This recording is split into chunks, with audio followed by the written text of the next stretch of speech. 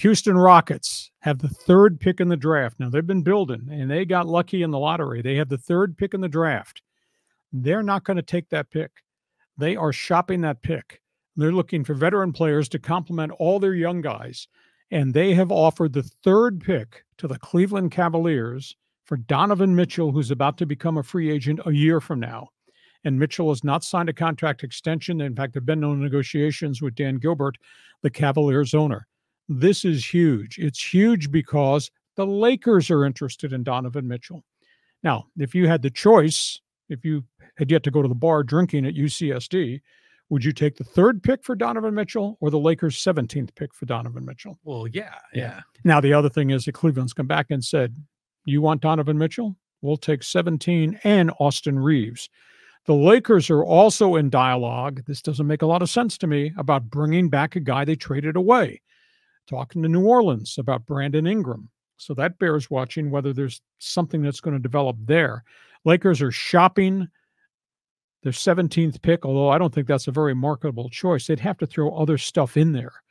But I don't think they want to part with Austin Reeves. And they can't part with D'Angelo Russell because he can opt out of his contract, so you can't trade an opt-out guy. So Houston, with the 3rd pick, wants veterans. Houston, Donovan Mitchell to go with all the young guys. Houston, wow, that's huge. On we go to the playoffs. You got Minnesota. They got that great guard Anthony Edwards, and they got those bigs, Rudy Gobert, as well as the starting center cat, Karl Anthony Towns. And Denver obviously has got Luka Doncic, and Kyrie Williams is having a spectacular individual season. Minnesota has to learn how to win, and they haven't done it. Played with really lousy composure in the first loss at home. Now they got the second game here tonight.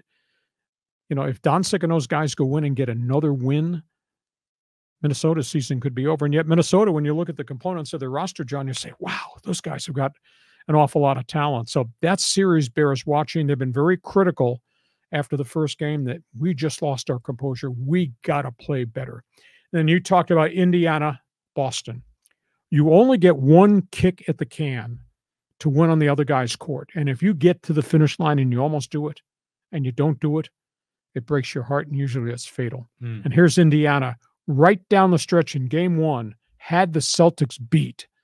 And then Tyrese Halliburton kicked the ball around a couple times in the final minute, and they wound up losing right at the bitter end.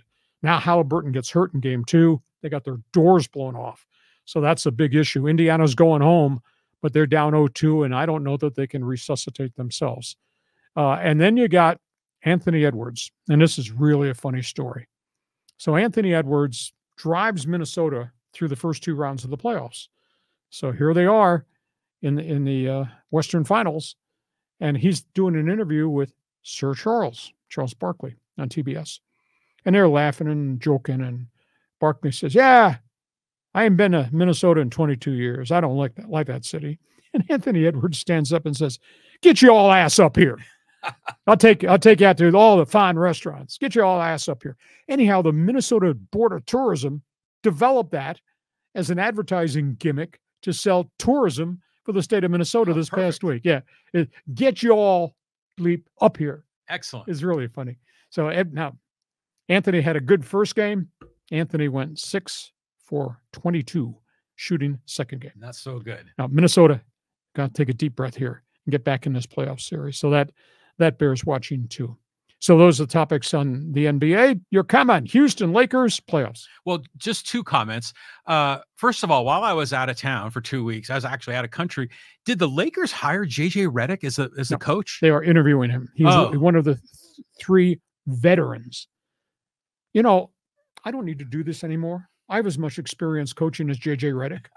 I'll apply. I'm a success in the media. He's a success in the media. Hey, interview me. Yeah. JJ. That makes no sense at all. No. And my biggest concern, I mean, he is tight with LeBron. That's fine. But you hire him as head coach. He's going to boss around Anthony Davis. He's going to look down the bench and do this, do that. I don't know. To me, that's a bad look in the locker room if he's LeBron's guy. Yeah.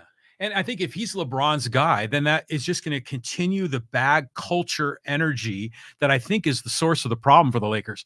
So is JJ Redick a solution? No, I don't even think Donovan Mitchell is going to really make a difference. And if you gave up a 17 and Austin Reeves, I think the Lakers are losing on that deal. Yeah, you're just swapping out good pieces. Mitchell and Reeves are good players, but they don't put you over the top.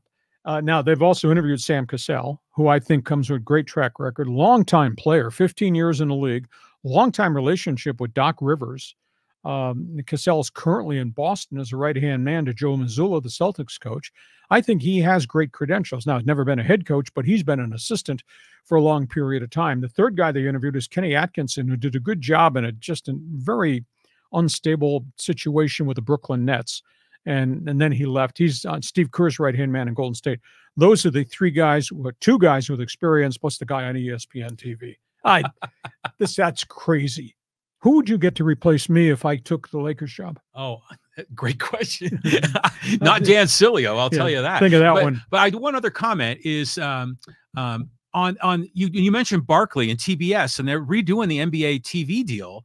Do you think they're going to keep that crew together? You know, Ernie Johnson and Shaq and Kenny the Jet. Well, Barkley's been very critical that TNT has screwed up the negotiations, and the NBA is about to reach an agreement with 4 different carriers. Amazon is the latest one to jump in that might replace TNT.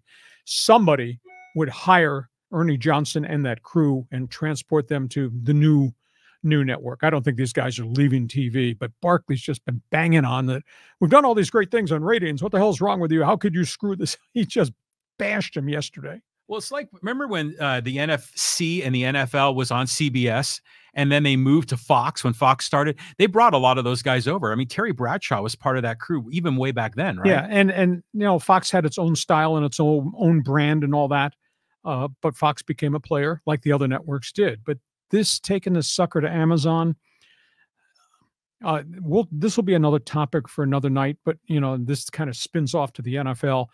They better be really careful, because if you start taking chunks of your games off where they've always been and you're sending them to a streaming partner, and by the way, John, how much change do you have in your pocket? Because you have to subscribe to all these streaming services to pick up all these games. They've pissed off the 3 big networks. All of a sudden, the networks are saying, you're taking marquee games and putting them on these other places, Amazon, Peacock, whatever. We don't want a steady diet of Carolina Panther football.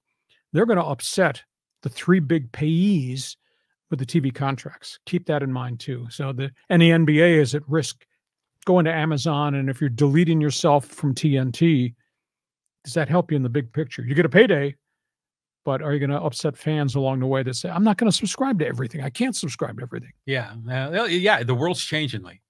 So that's where we are. Hey,